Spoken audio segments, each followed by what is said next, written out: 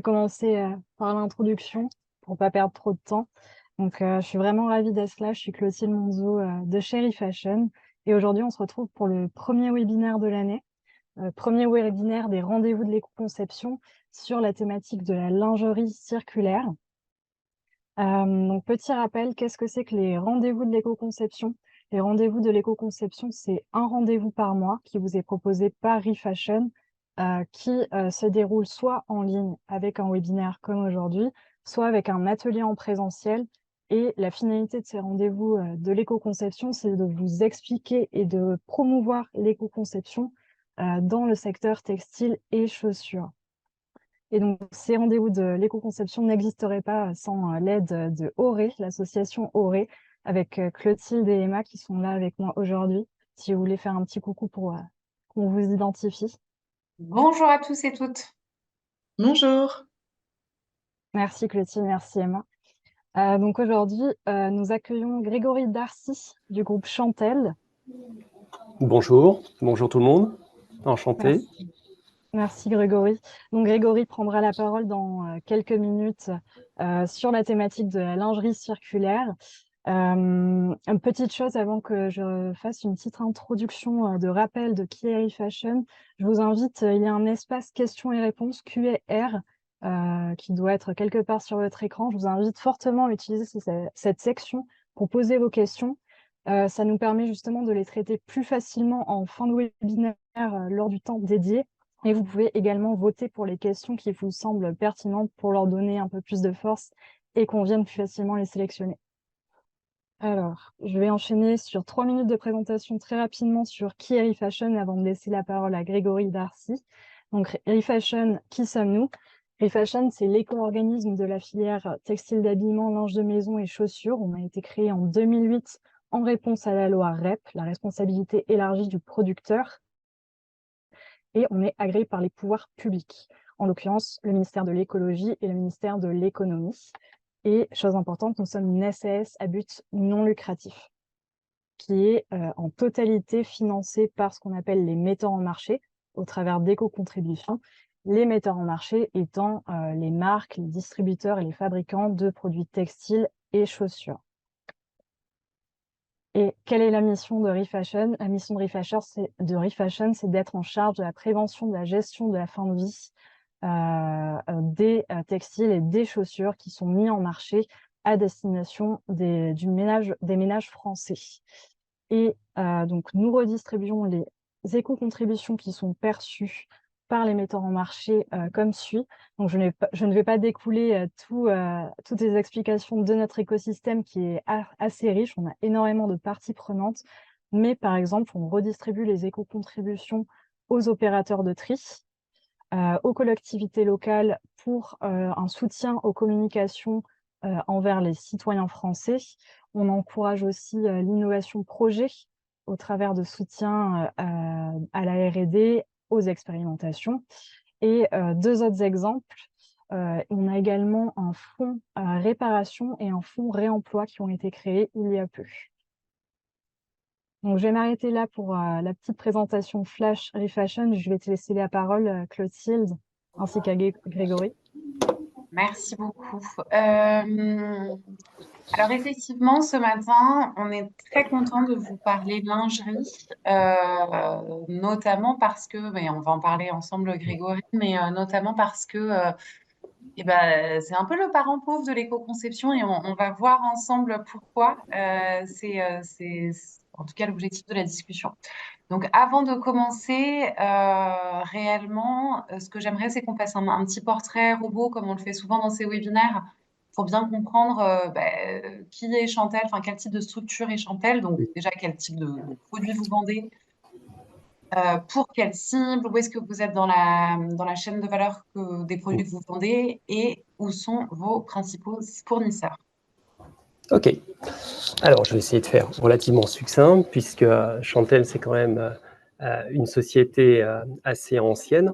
La création de Chantel, c'est 1875. C'est une société familiale, sans actionnaire privé.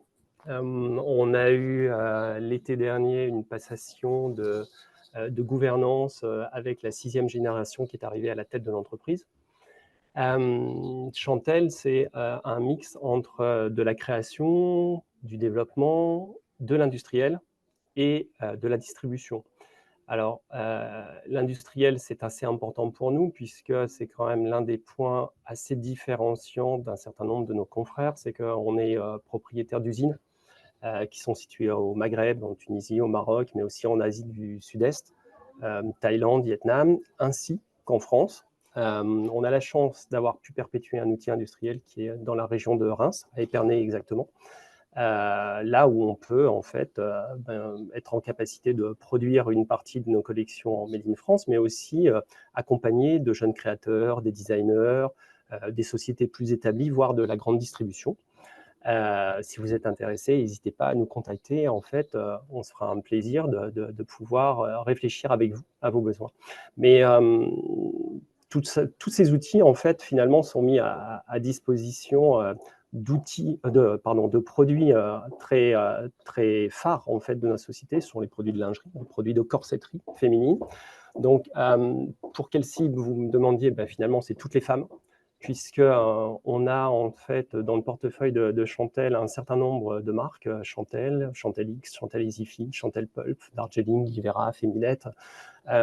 Toutes ces marques en fait nous permettent de répondre à tous les moments de vie, à toutes les morphologies féminines.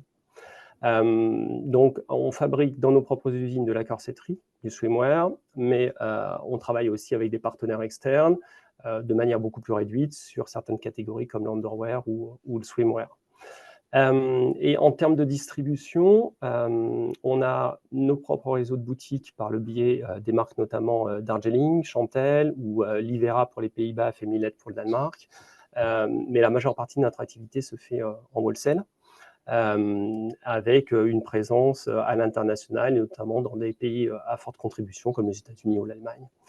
Je crois qu'il y avait un point sur nos fournisseurs. Donc, nos fournisseurs sont soit des fournisseurs en fait de matière, puisqu'on a nos propres usines de confection, donc on travaille directement finalement avec nos fournisseurs de rang 2, voire de rang 3. Donc, ils sont situés dans les mêmes zones que nos partenaires de production, confectionneurs pour les familles, comme j'évoquais, Lifewear ou Underwear. C'est l'Asie du Sud-Est et puis l'Euromed. Voilà. Ok, merci beaucoup. Ça me permettra probablement d'évacuer quelques questionnements sur la suite.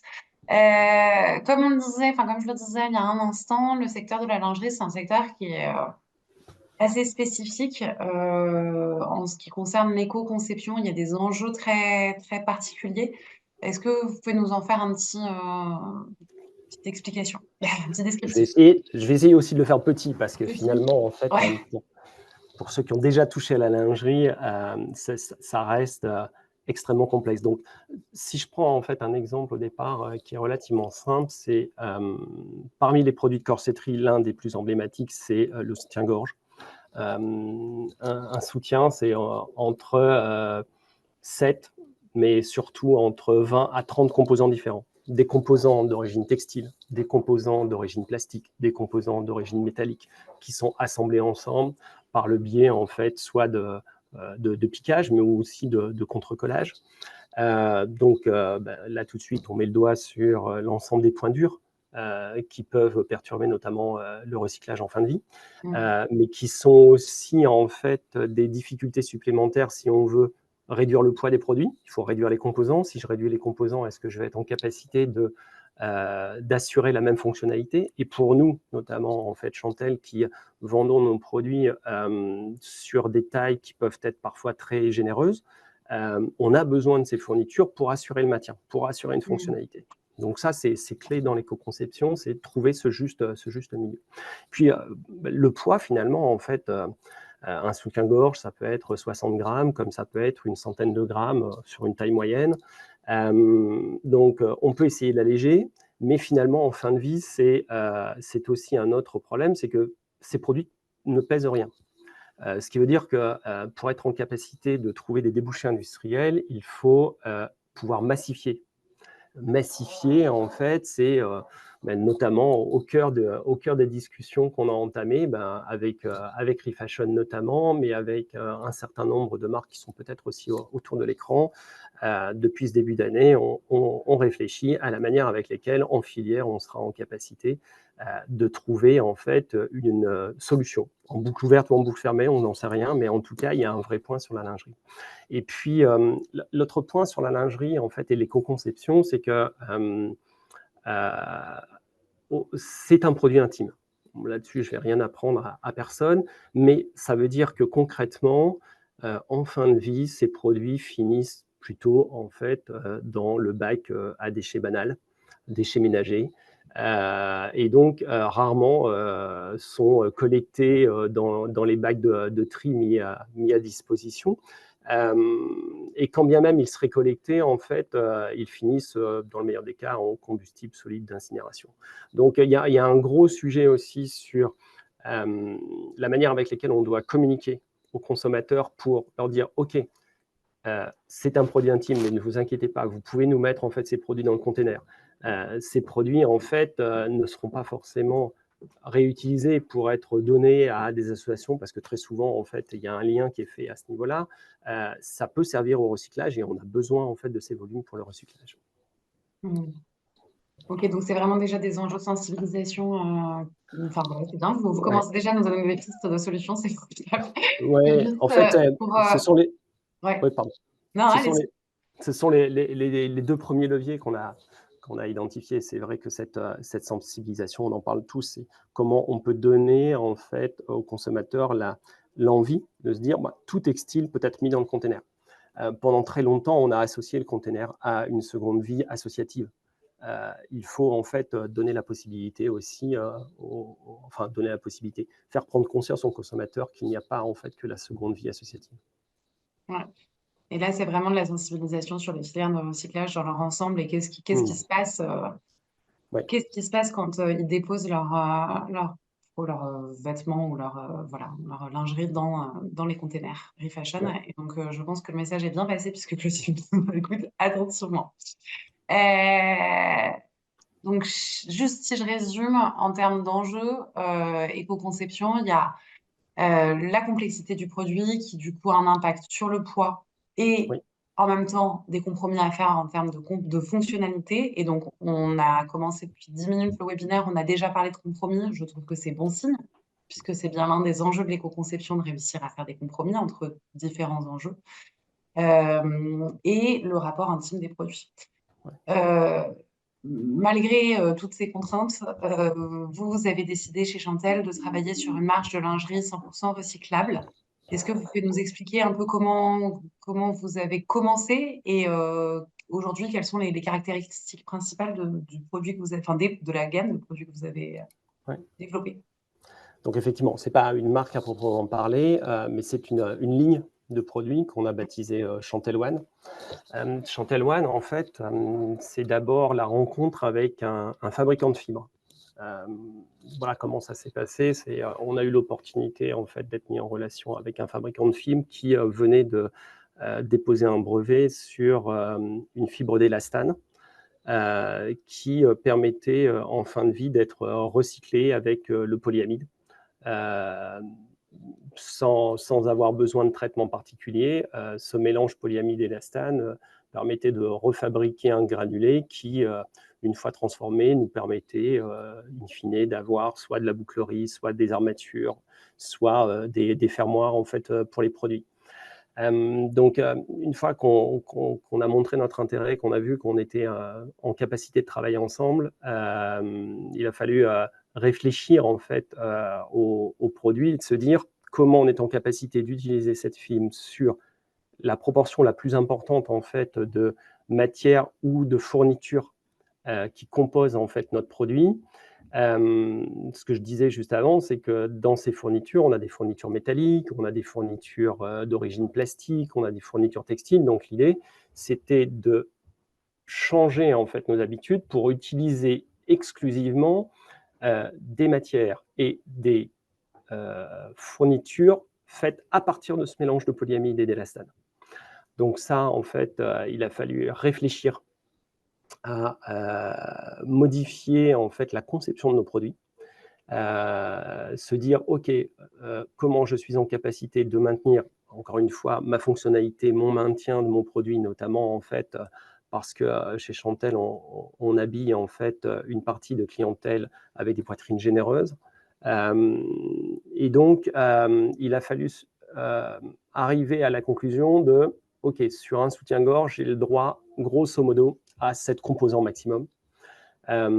Ces composants sont soit issus d'un premier cycle de recyclage, donc ce mélange de polyamide, élastane et des fournitures fabriquées, soit des matières que l'on doit travailler avec des partenaires de production, mais ça, on en parlera peut-être plus tard.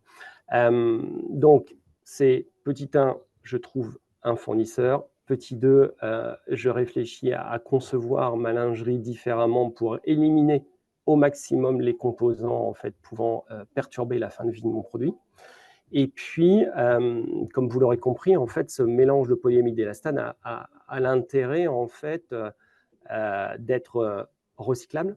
Et ce recyclage, il faut pouvoir le nourrir là aussi. Encore une fois, en fait, on parle de produits qui pèsent rien, donc il faut essayer de massifier en fait les déchets. Donc, on a décidé de cibler des usines pilotes au sein des usines qui appartiennent à Chantel et de mettre en place des processus de collecte des déchets de coupe pour pouvoir les diriger à destination en fait, de notre partenaire industriel, fabricant de fibres. Et puis, au niveau du produit par lui-même, on a eu pas mal de réflexions sur comment on est en capacité de pouvoir capter ces produits en fin de vie pour, là aussi, nourrir le processus de recyclage. Et donc, assez naturellement, les équipes marketing ont travaillé avec les consommateurs. On a eu beaucoup de tables rondes sur le sujet. Et finalement, on a décidé de consigner le produit.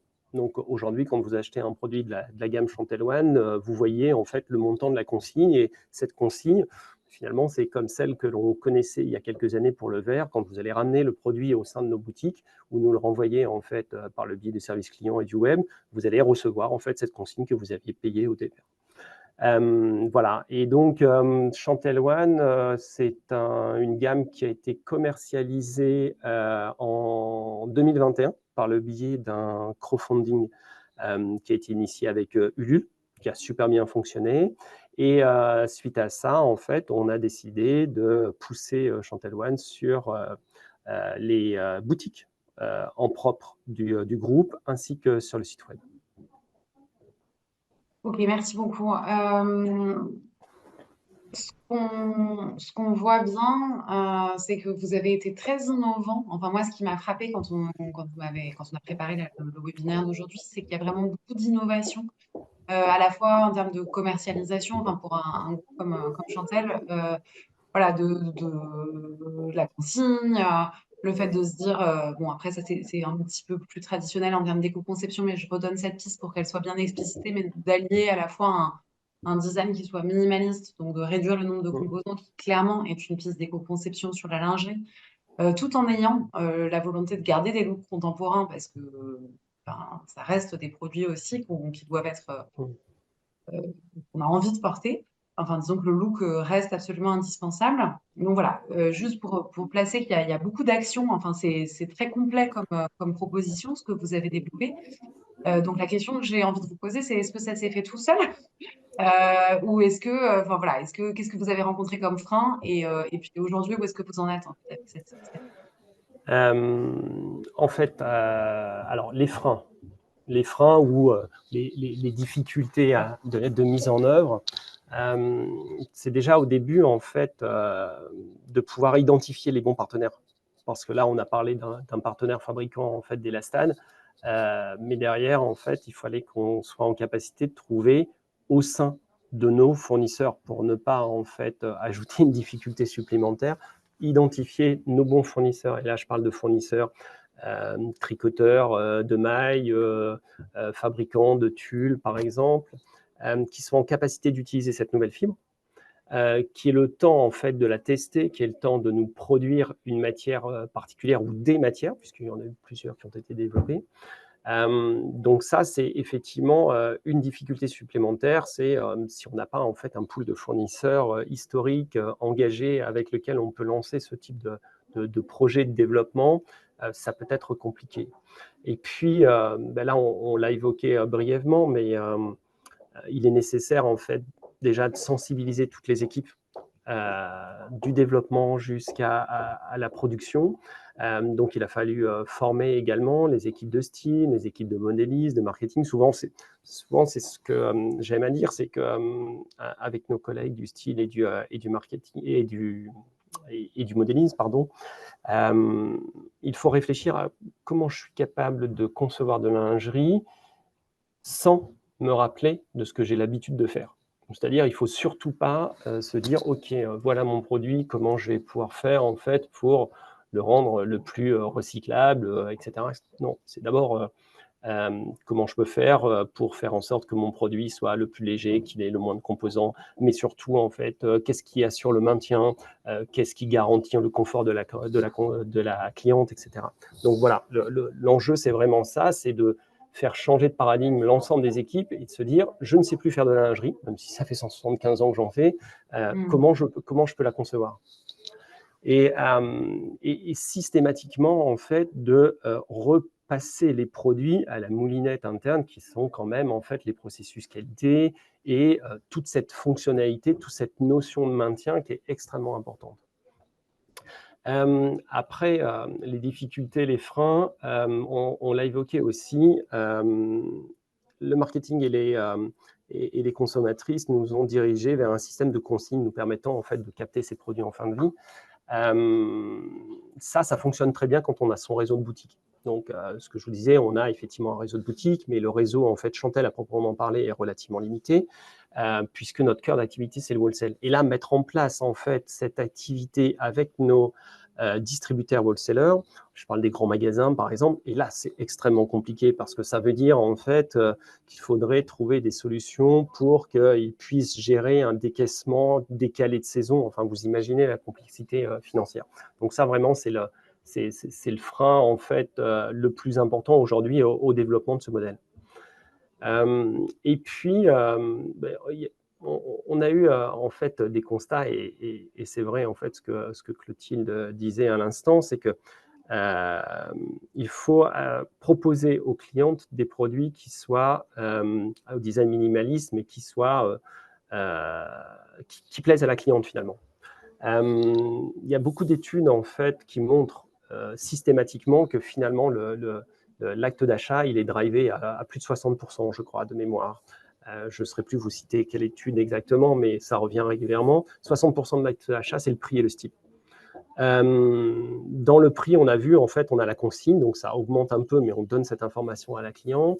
Et au niveau du style, en fait, il faut qu'on soit en capacité d'avoir un style vraiment percutant. Alors, pas forcément un style qui soit complètement disruptif, et dans ce cas-là, en fait, qui peut être un problème. Mais bon, donc, le constat, il a été le suivant, c'est notamment sur l'un des produits phares de la ligne Chantel One, qui est une brassière structurante et galbante. On s'est rendu compte qu'elle marchait super bien. Alors jusque-là, pas de problème. Que les clientes revenaient et qu'elles nous achetaient en fait d'autres couleurs. Donc ça, c'était super bon signe. Mais finalement, quand on les a interrogées, elles revenaient en fait pour le style, principalement, pour son positionnement prix, certainement, puisqu'elles revenaient, mais pas pour le concept. Donc, grosso modo, en fait, le produit marche parce que le produit a un style qui répond aux attentes des consommatrices, un confort, un maintien, puisqu'elles reviennent, et un niveau de prix, en fait, qu'elles trouvent acceptable. Finalement, en fait, tout ce que l'on a mis au travers du concept, tout le temps que l'on a passé en table ronde avec les clientes, etc., n'a pas servi à 100% à générer une conscience écologique supplémentaire chez nos consommatrices. Soit les clientes étaient déjà engagées et elles sont venues pour, mais ça, on l'a vu dès les campagnes Ulule. Mais en tout cas, voilà, c'est avant de faire un produit le plus éco-conçu de la Terre, il faut s'assurer en fait qu'il puisse répondre aux besoins stylistiques qui fit avec ce que nos clientes ont l'habitude d'acheter et que le prix soit au rendez-vous. Ouais, c'est intéressant ce que vous dites. En même temps, nous, dans la définition de l'éco-conception qu'on porte, il y a cette vision de dire à service rendu équivalent. Et c'est bien ce que vous dites, en fait. D'accord. Ouais. Donc, fonctionnalité. Et ça, c'est sûr que dans toute cette discussion autour des compromis que je commençais à mentionner, il y a des non négociables, en fait. Enfin, il y a des aspects qui ne sont pas négociables. On avait la discussion avec une marque de bottes de pluie. Bon, bah, la fonctionnalité que la botte trouée, enfin, voilà, enfin, la botte ne peut pas être trouée, en fait. C'est une des fonctionnalités non négociables. Voilà. Et je pense que dans le cas de la lingerie, enfin, dans le cas de tous les produits, il y a des fonctionnalités qui restent indispensables. Ouais, tout à fait. Est-ce qu'il y a d'autres points que vous vouliez mentionner ou est-ce que c'est déjà pas mal? Je pense que c'est déjà pas mal. Et du coup, la suite, où est-ce que vous en êtes là pour cette ligne de produits du coup? Alors, 2024, c'est une année en fait qu'on a souhaité de pause, un peu de stand-by pour nous permettre en fait de réfléchir déjà à notre modèle de distribution, hein, c'est ce que j'évoquais tout à l'heure, compte tenu des difficultés qu'on peut rencontrer avec nos partenaires en wholesale, et puis modèle économique aussi. Et surtout, en fait, un point important pour nous, c'est l'évolution techno de notre fournisseur. Puisque ça fait quand même quelques temps qu'il réfléchit non pas à être en capacité seulement, ce qui est déjà pas mal, de fabriquer un granulé qu'on puisse réutiliser pour de la fourniture, mais aussi en fait être en capacité de produire du fil directement que l'on pourrait réutiliser en fait dans nos articles. Donc à date, on se questionne, on maintient en fait la ligne Chantel One, mais pour l'instant, on n'a pas de perspective d'évolution, en tout cas sur 2024. Ok. Dans ce que vous disiez tout à l'heure, moi j'ai quand même entendu qu'il y avait une vraie notion de gestion du changement, en fait, enfin, par rapport aux équipes. Est-ce que vous faites des liens entre le développement de cette ligne et votre stratégie RSE dans l'ensemble?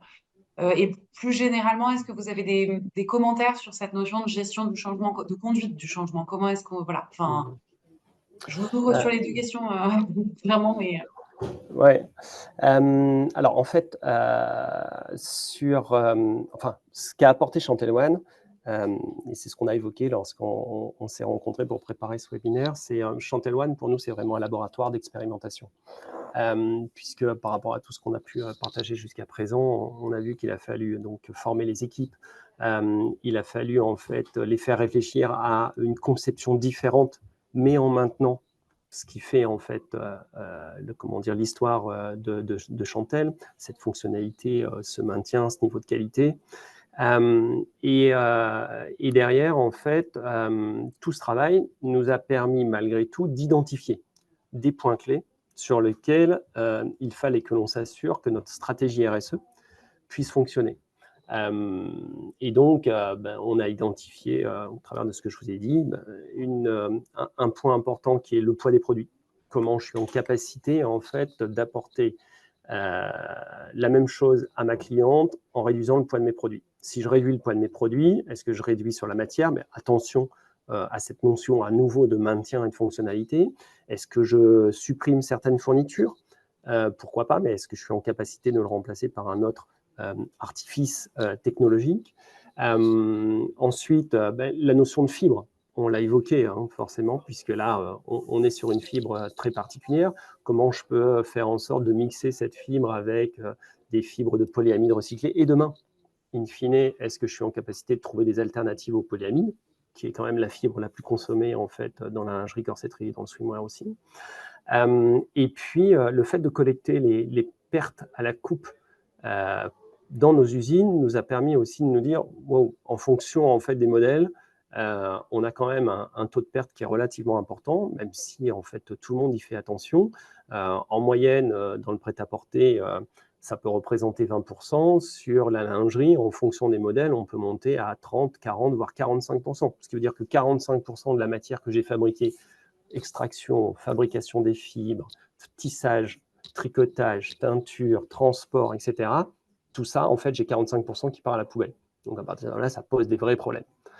Et se dire comment je suis en capacité, là aussi, d'évaluer ces pertes très en amont, au moment où je vais concevoir mes produits, pour faire en sorte d'essayer d'aiguiller les équipes du STEAM et les équipes de modélistes vers peut-être des largeurs différentes, vers des modèles qui vont se permettre d'avoir une couture là où on n'en voulait pas au début. Donc, tous ces points-là sont vraiment des points qui existaient, mais qui ont été renforcés dans le cadre en fait, des expérimentations de Chantel One et qu'ensuite, on a appliqué avec maintenant des groupes de travail qui tournent toute l'année et c'est inscrit dans notre stratégie RSE. Merci. Et effectivement, je trouve que c'est intéressant, c'est-à-dire que pour accompagner un certain nombre de structures sur ces enjeux de transformation, on va dire au sens très large, souvent c'est des grands plans stratégiques qui peuvent mener à des réunions autour d'une table qui donnent lieu à des points A, point B, point C.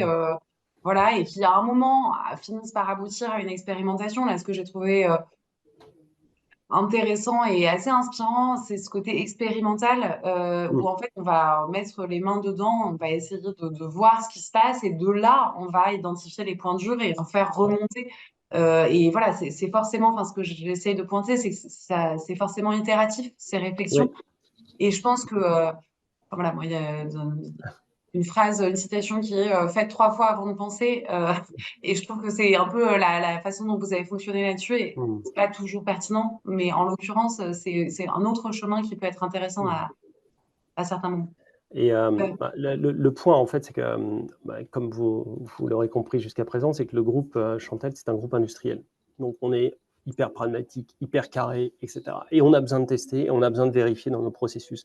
Et donc, le fait de lancer sous forme de projet pilote cette ligne Chantel One et ensuite d'extraire ce qui marche pas, ce qu'on devrait pouvoir améliorer, etc., ça a vraiment été fondateur dans la stratégie et sur toute la partie éco-conception au sens très large. Et sur la partie conduite du changement, vous trouvez que les équipes ont pris ça comment? Enfin, ça a été l'embarquement des collaborateurs, collaboratrices, ça s'est fait. Super motivé. Ah, super. Super motivé parce que en fait, c'était un challenge. Et donc, alors effectivement, on n'est jamais en capacité d'embarquer 100% de tous les effectifs dans tous les domaines. On a facilement trouvé des leaders dans chaque métier. Ces leaders nous ont aidés en fait à monter en compétence les équipes qui tournaient autour du projet.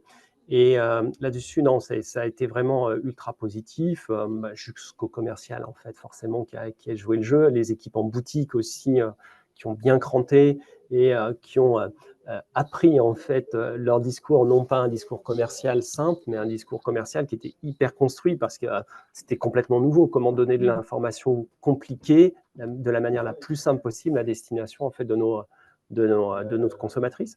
Donc non, une grande motivation et une fierté en fait de toutes les équipes une fois que ça s'est mis en place et que ça s'est vendu. Et le crowdfunding, ça a été un super moment. Ouais. Oui, bah, j'imagine c'est un rapport très différent en fait avec vos consommatrices habituelles et Ouais, du coup ça tout à fait. crée. C'est souvent ce qu'on voit, hein. Enfin, je reviens là-dessus parce que c'est quand même aussi souvent ce qu'on voit que bah, finalement ça désilote en fait. Ces projets d'éco-conception, ça permet souvent enfin, voilà, de créer du lien avec des équipes qui ne se parlent pas forcément, voilà, de sortir de nos modes de fonctionnement habituels où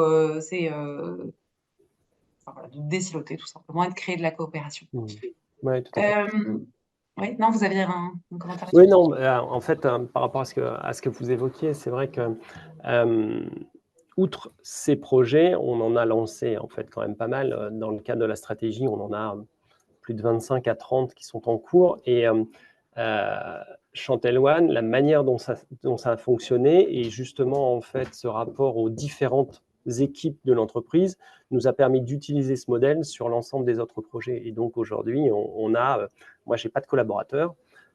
Par contre, j'aime à dire en fait que j'ai 4300 collaborateurs qui sont l'ensemble des équipes en fait du groupe. Et on a initié les projets avec des chefs de projet métiers. Et ces chefs de projet métiers, on les a accompagnés pour créer des équipes pluridisciplinaires qui étaient, comment dire, les pilotes de leur métier en particulier. Et effectivement, c'est ce que Chantel One et c'est ce que ce laboratoire nous a permis de mettre en œuvre. En termes d'impact environnemental, est-ce que vous avez pu effectivement regarder un peu, voilà, mesurer ce que ça crée? Oui. Alors, avant de lancer Chantel One, on a décidé d'évaluer l'impact environnemental. Alors, on l'a fait selon la méthodologie européenne du PEFCR, Apparel and Footwear.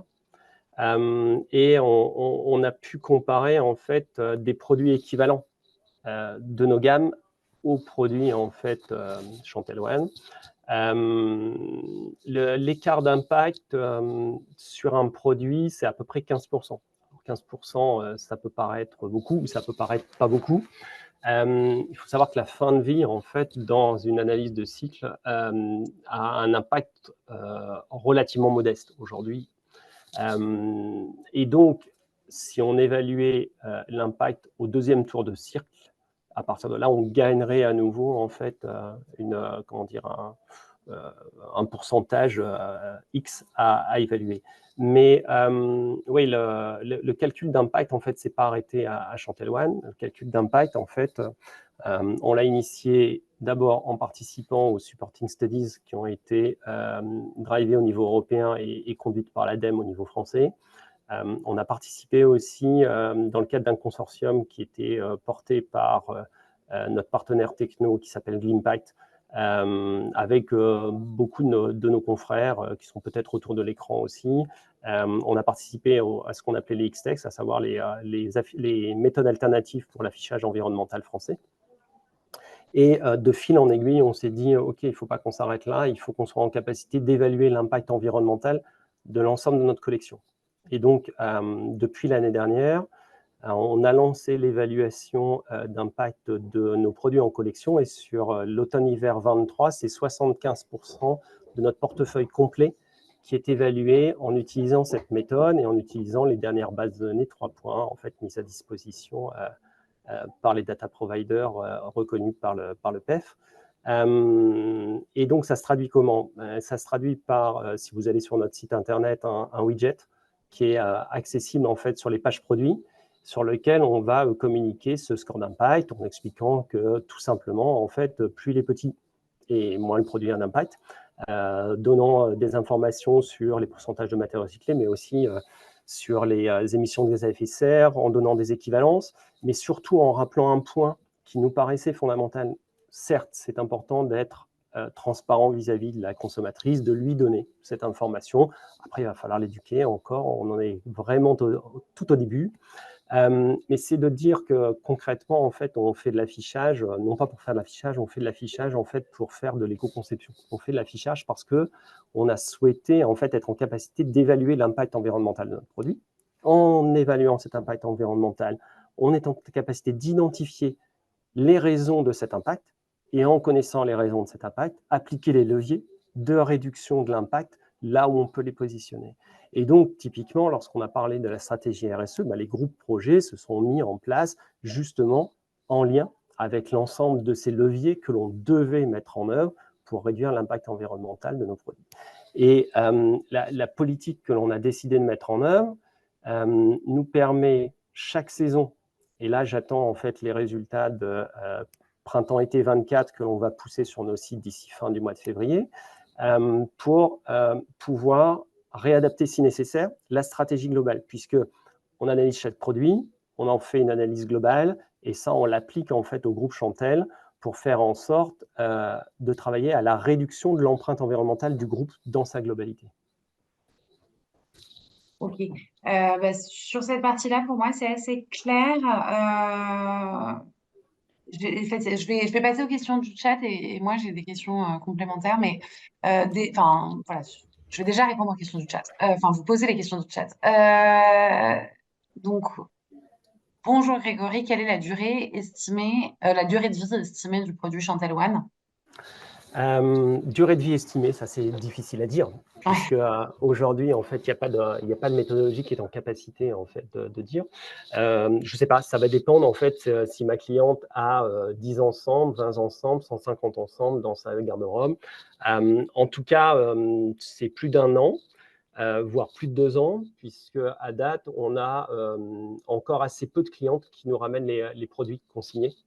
Donc, c'est, je l'espère, plutôt un bon signe. Quand je dis plutôt bon signe, c'est j'espère que la cliente a pensé à la consigne et nous ramener le produit et que ces produits ne se retrouvent pas en fait déjà dans la poubelle. Mais en tout cas, oui, plus d'un ou 2 ans. Et est-ce que c'est des leviers auxquels vous réfléchissez? Enfin, moi, là, c'est plutôt une question ouverte. Donc, on est sur le sujet de la durée de vie. Est-ce que vous y réfléchissez? Est-ce qu'il y a des leviers pour allonger la durée de vie des produits lingerie? Ou pas spécifiquement? Aujourd'hui, non. En fait, les leviers, c'est on va prendre le problème dans l'autre sens. C'est on participe aussi à un groupe que bon nombre, certainement, de personnes connaissent, qui est Durabi. Durabi, en fait, c'est la possibilité d'évaluer la durée de vie extrinsèque, donc physique, de nos produits. Donc, c'est plutôt par le biais de cette évaluation normée qu'on va être en capacité de dire voilà où je me positionne.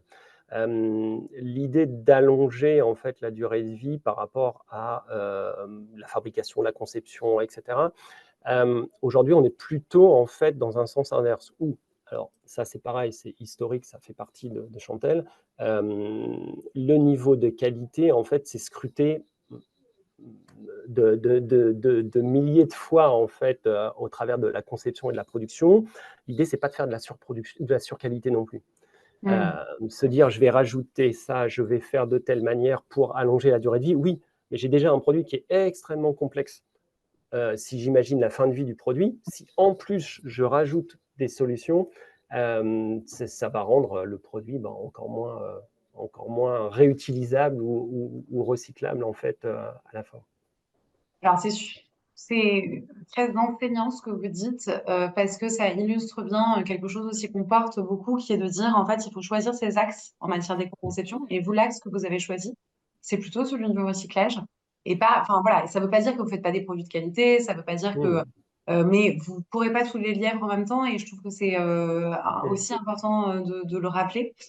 Mais le recyclage, en fait, c'est pour nous un point important, et là aussi, on a commencé à l'évoquer avec ton confrère en début d'année, et puis dans Cree Fashion, c'est que notre domaine d'activité, donc la lingerie corsetterie, utilise très majoritairement des fibres synthétiques. Et dans les fibres synthétiques, c'est 95% du polyamide et de l'élastane.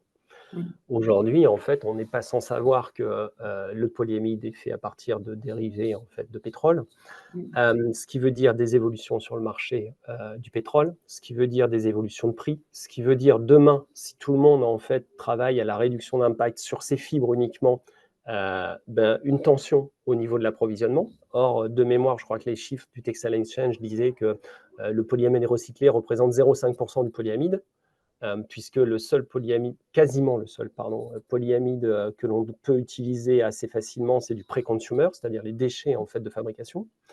Donc tout ça, ça montre que oui, ça va être un problème. Donc le gisement le plus important qu'on ait à disposition, c'est quand même les produits. Les produits qui existent, ou ceux qu'on met sur le marché et ceux que nos confrères mettent sur le marché. Donc l'idée, c'est vraiment en fait d'essayer de savoir comment demain on va être en capacité de collecter, trier, recycler ces mines de produits pour être en capacité de refabriquer une fibre que l'on va pouvoir utiliser sur nos produits. J'ai d'autres questions. Alors déjà, j'ai une question de compréhension qui est pourquoi est-ce que vous essayez de baisser le poids du soutien-gorge? En quoi est-ce que ça aide le recyclage? Oui. En fait, c'est assez simple. Quand on travaille sur des ACV, on voit tout de suite en fait, que le poids a une incidence hyper claire sur l'impact environnemental. Plus un produit est lourd, plus il consomme de matériaux, plus j'ai de matériaux, plus j'ai d'impact environnemental. Donc l'idée relativement simple, c'est de dire comment je suis en capacité de maintenir là au niveau, je vais insister, la fonctionnalité pour nous le maintien, la durée de vie du produit, tout en limitant au maximum en fait, le poids de mes composants et donc in fine le poids de mon produit. Merci. Une autre question, c'est comment est-ce que vous garantissez le pourcentage de matière recyclée dans vos produits? Quels outils de traçabilité avez-vous mis en place? Alors là, qu'il n'y ait pas de malentendu, sur Chantel One, les matières recyclées sont celles intégrées par le biais de nos fournitures.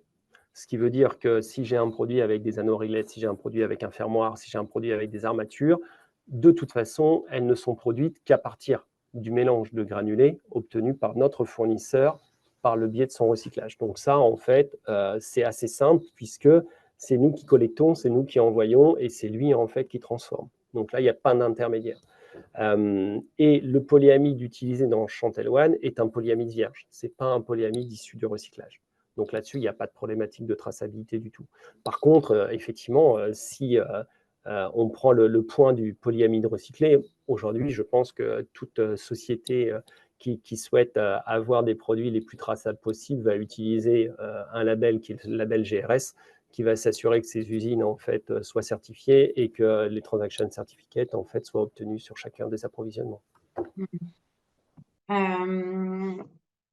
Merci. Je poursuis. Donc, qu'est-ce que vous faites des produits consignés ensuite? Eh bien, les produits consignés ensuite, avec les déchets de coupe que l'on a dans nos usines, sont adressés à notre partenaire, le fabricant de fibres, qui va les broyer. Et donc, c'est pour ça, en fait, que ça a été hyper important qu'on n'ait aucun point dur dans nos produits, que l'on n'ait pas d'autres matériaux, puisque, c'est ce que j'ai dit tout à l'heure, tous les matériaux étaient des matériaux textiles ou dérivés en polyamide et élastane, pour que lui, il applique un seul et unique procédé qui soit en capacité d'être déchiqueté, refondu, refait du compound et préparé, en fait, pour faire des fournitures. Ok. Est-ce que vous envisagez le passeport digital produit pour vous aider à recycler vos produits comme le fait Calzedonia depuis 2 mois avec des QR codes? Est-ce que c'est quelque chose auquel vous avez pensé? Alors, les QR codes, tout le monde y pense. On avait encore rendez-vous la semaine dernière avec GS1 pour parler en fait du QR code augmenté. On sait en fait qu'on a plusieurs échéances. 2027, l'EAN va être transformé et au niveau mondial, en fait, le QR code va devenir la référence pour la commercialisation des produits. Donc ça, c'est pas moi qui donne l'information, c'est GS1 et c'est l'ensemble en fait des distributeurs mondiaux, les plus gros distributeurs qui ont décidé à partir de 2027, on passe tous sur le QR code. Donc le QR code, ça va devenir véritablement en fait la solution de demain. Mais dans ce QR code, qu'est-ce qu'on met? On met des informations commerciales, on peut mettre des informations marketing et demain on pourra mettre aussi des informations RSE et typiquement répondre au DPP. Mais dans le DPP, alors certes, le DPP, le règlement ESPR a été validé en début du mois de janvier. Le DPP est intégré à l'ESPR. On sait que dedans, on va avoir des informations concernant la durée de vie, l'impact environnemental du produit, peut-être de la traçabilité. Finalement, ce n'est pas encore super clair. Et puis, l'autre point, c'est que pour donner de l'information à la cliente, on peut le donner par le biais donc, de ce QR code. Ce QR code, en fait, sur la lingerie, c'est idéalement sur le on-tag prix, puisque sur le produit, avoir un QR code qui est la même durée de vie que le produit pour arriver jusqu'à une étape, par exemple, de recyclage, on n'y est pas encore. Donc, on peut se dire qu'on fait du DPP. Aujourd'hui, les informations qu'on donne par le biais de notre widget sur nos sites internet, c'est une partie déjà de la réponse attendue par les autorités sur le DPP. L'impact environnemental, les émissions de gaz à effet de serre, le pourcentage de matériaux recyclés, voir si on ajoute les étapes contraintes par la loi AGEC, etc.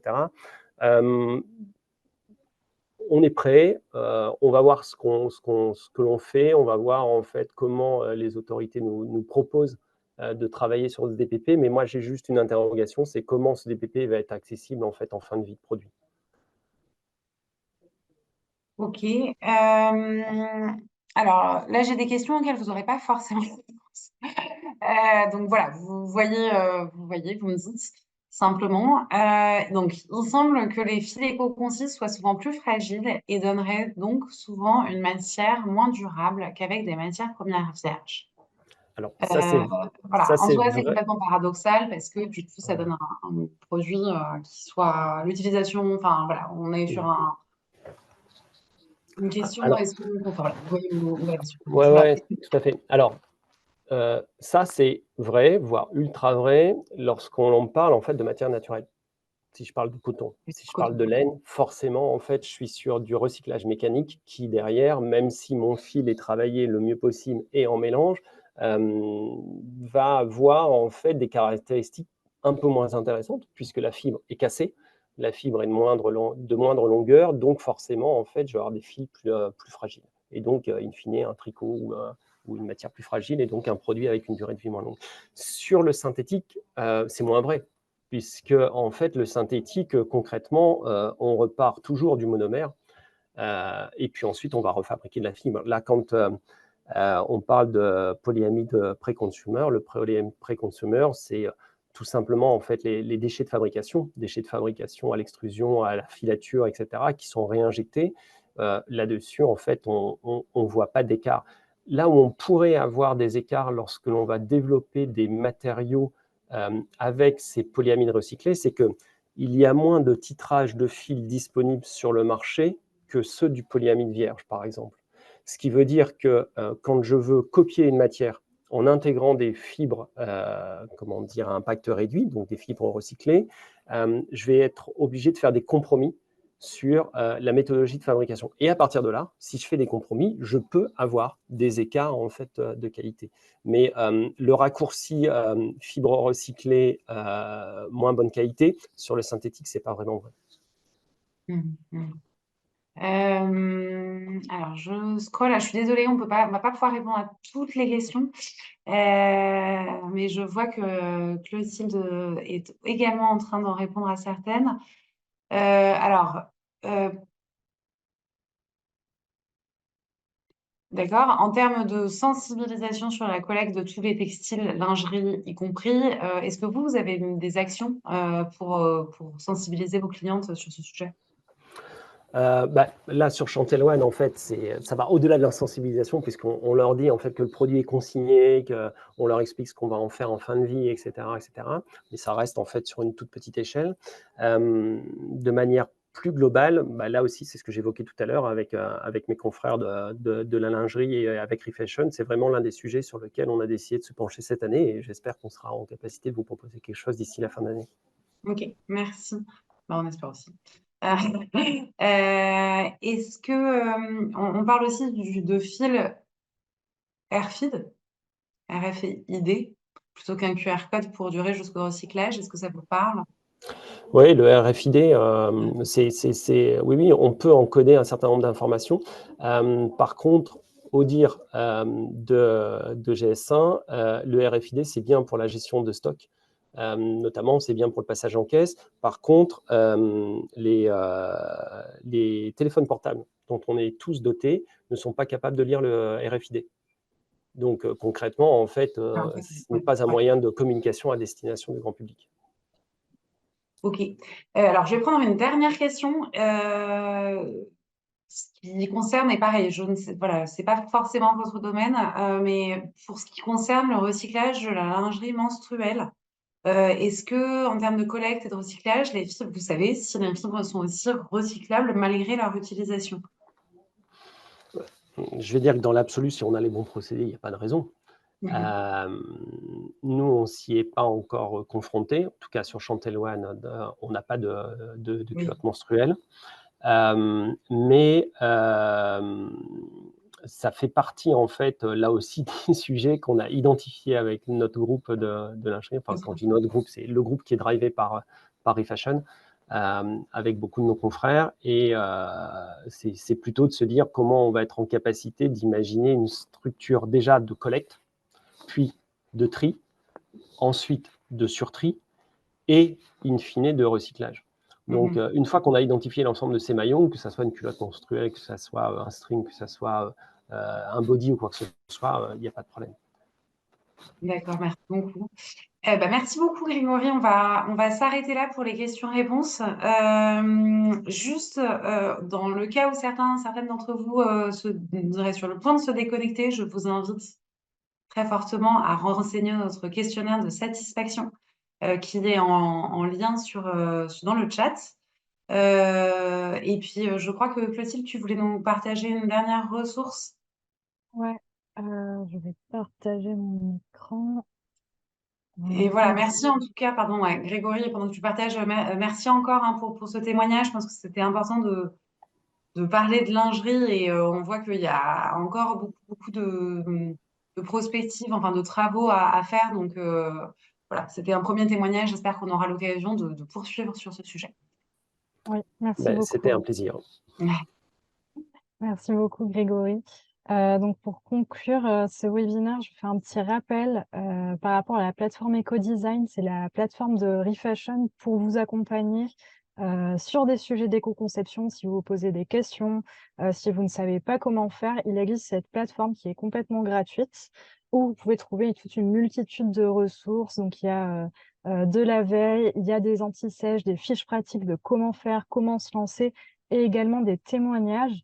Et du coup, en lien avec le sujet du jour, je vous ai sélectionné 2 témoignages que je juge assez intéressants. Si ça veut bien s'afficher. Voilà. Donc 2 témoignages, un témoignage de la marque Oli et un autre témoignage de la marque Etam. Vous devez sûrement les connaître car on reste dans le domaine de la lingerie. Donc ces 2 témoignages vidéo assez rapides, je vous invite à aller les voir. Et donc, comme l'a dit Clotilde tout à l'heure, je vous invite également à compléter le questionnaire de satisfaction. Ça nous aide vraiment d'avoir vos retours pour améliorer nos contenus et également pour prévoir les prochains contenus, les prochains webinaires. S'il y a des sujets que vous souhaitez qu'on aborde, n'hésitez pas à vous manifester ici à travers ce questionnaire. Bonne journée à tout le monde et puis à très bientôt. Bonne journée à toutes et à tous. Merci Merci. beaucoup. Bonne journée, au revoir.